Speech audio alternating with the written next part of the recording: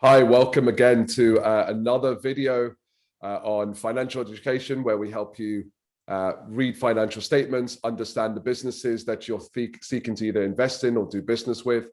So today we have a really interesting company called Seeing Machines that we're going to be looking at. But before we do so, don't forget to like, share, subscribe so that you get access to our latest videos and get notification of when we post them out. So Seeing Machines, very interesting business because essentially they're involved in the human machine interaction, and they're involved in driver monitoring technology. So think about, in the aviation industry with pilots, and think about in the automotive industry where you have truck drivers, for example.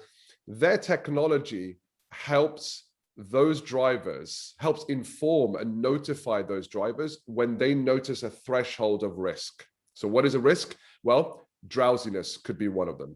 Inattentiveness, right? Maybe you drop something in trying to reach for it, right? The moment it detects that where there's a risk to safety, that technology will notify the driver or the pilot of something like that. So there's a huge amount of potential for insurance companies, logistics businesses, airlines, etc.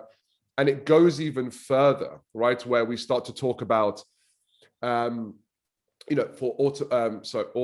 driverless cars, right? So this is where it starts to monitor. It could potentially start to monitor, if there's a health risk, right? If someone suddenly goes ill, if there's inappropriate behavior, things like that. This is where it starts to have a huge potential when it comes to the driverless kind of technology. So the industry is growing, was forecasted to grow at a compound annual growth rate of 10.6%, which is significant, but it's still new technology. So we're going to be looking at this company and sharing with you what we found, because we found some very, very interesting information here about the financial health of the business. So thank you to Sean for requesting this company. In fact, he wasn't the only one. There were quite a few others that made this request, but he was the first one. So as always, we are happy to do this for you, and I hope you enjoy this this analysis. So Ted, let's share what we found, because there's some similarities with other companies as well, which we'll talk about later on in this video. But this was a particularly interesting one, right? Absolutely. So welcome, Moeed. Good to see you again. So here we go. We're going to look at Seeing Machines. So we're actually going to look at their latest set of accounts. So this is a half-year financial report. So this is unaudited for the half year ended 31st of December. And we're going to bounce through straight to the profit and loss account, which is just after the balance sheet. So this is in Australian dollars. And we see up at the top, here, now remember that these are half year, so this is just for the 6 months. So revenue for the 6 months ended the end of December is 18 million Australian dollars, up from about 16 million, which is the kind of the equivalent from the previous, not the previous 6 months, but the previous equivalent 6 months. And just put that into context, if they do that again for the second half of the year, then they're going to get about 36 million turnover. And 36 million turnover, if we compare that to the full year for the prior year, and I'll just bring in their accounts from the prior year. So here we go. So these accounts here show the full year 2020 versus the full year 2019, and we can see that their turnover has increased from about 31 million to about 40 million.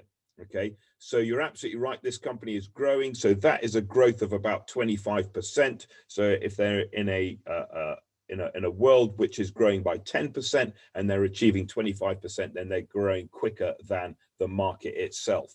However, having said that, if they then only achieve 36 million in this this current year, which is twice the 6 month figure, then perhaps they're not growing, as quickly.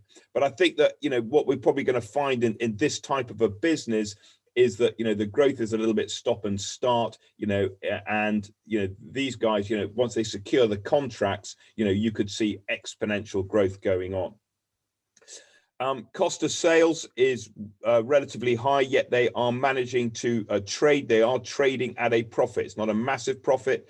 It's a margin of about 35%. It's a pretty constant 35% from 2020 through to the first 6 months of 2021. They're managing a fairly sort of a standard gross profit margin. And then down the bottom, you'll see that they are actually making a loss, but a significant part of that loss, not all of it, but a significant part is this research and development. So this is definitely a company that is significantly investing in the future.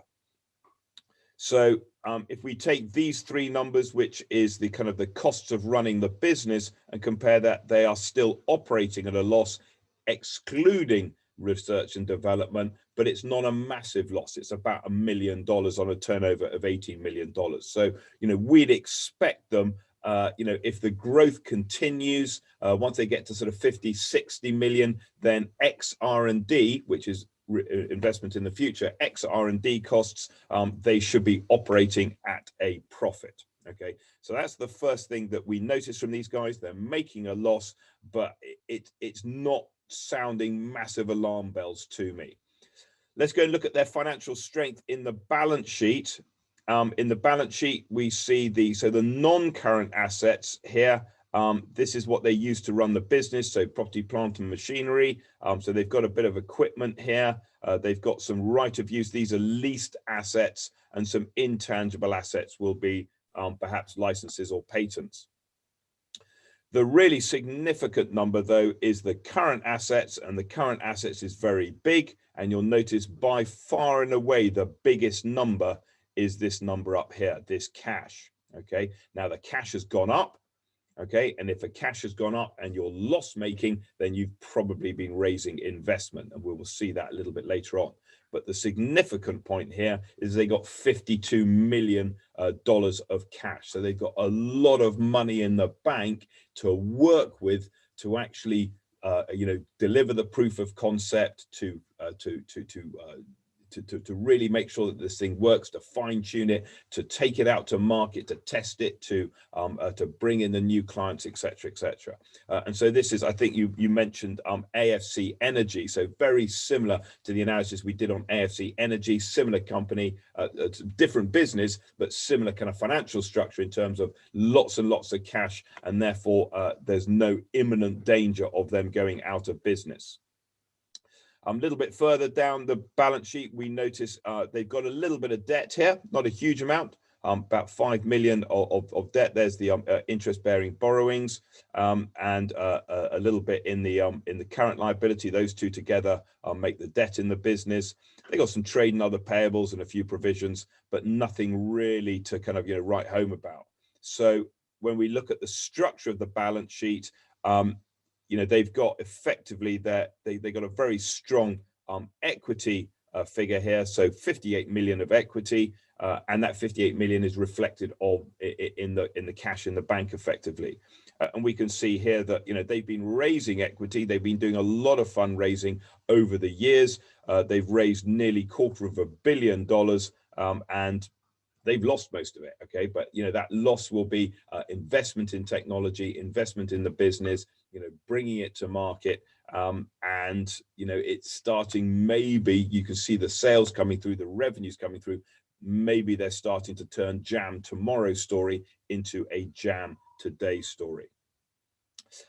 Just the last thing we obviously always look at is the working capital. The working capital is comparing the cash that we've either got or is going to become cash soon with the liabilities that we have to pay soon, and we see that's really not a problem. They got 70 million in the bank, or 70 million are going to become cash soon. They've only got 13 or 14 million of current liabilities, so liquidity not an issue at all. Let's look at their cash flow. So here's the cash flow statement. And yes, they are burning cash. So it's the burning cash. The cash burn has fallen. So it's fallen from 15 million to 12 or 13 million. Don't forget, a lot of that cash burn is the research and development. which they are undertaking. So I'm reasonably confident that this is not this is sustainable for the time being. And we notice down here that the cash, the proceeds from the new share issue, so they did a big share issue. There's no real change in the debt. There's no real kind of investing activities going on. So really, these guys, they've done another fundraising. They've got a lot of cash in the bank. They are burning it. But even with 52, if they're burning at 13 million a year and they've got 52 million in the bank, then that gives them about 4 years of cash burn. If they can start to bring that cash burn down, if they can start to secure the contracts, then it doesn't strain, and maybe they can get away without having to go through another fundraising exercise, which would be fantastic for them and fantastic for shareholders in this business, because it means that they're not going to be diluted any further, which is kind of what we would like as investors. So really, that's kind of those are the key numbers that we see coming through from these guys. Let's just go and have a look at their share price. So this is the actually the end of last week, and we see that their market cap. Okay, so there's no PE ratio. Obviously, there's no PE ratio because there is no E. So their market cap is 365 million, and really, with a net asset value of about I think it was about 58 million. So most of that is goodwill. We kind of expect that. Interesting enough, if we compare it to sales, it's on about 9 times sales, so round about that. So it doesn't look excessive to me. There's a lot of potential in this company. There's a lot of that potential reflected, I think, in the value of the share. But this is as you said, it's a very interesting industry. It's a very interesting part of the business landscape. Lots and lots of potential, and it looks to me like this is a well-run company. They're not living on the edge of the cliff. They've obviously raised the money. They've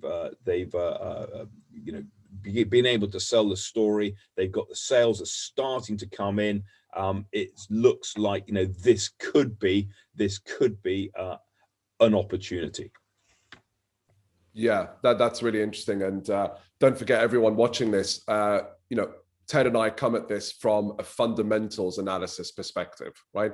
And no matter how great an opportunity for a business or the industry they're in, if the fundamentals aren't healthy, that's an important thing for you to understand. So this doesn't cover a lot of the other areas that you'll be looking at, such as the industry knowledge, such as the people involved in the business, all the really important things that you would need to research in order to build a good picture and a good analysis for whether you want to invest or whether you want to do business with this company. So don't forget to do that. We're just helping you with a really important part, which is the fundamentals, the financials.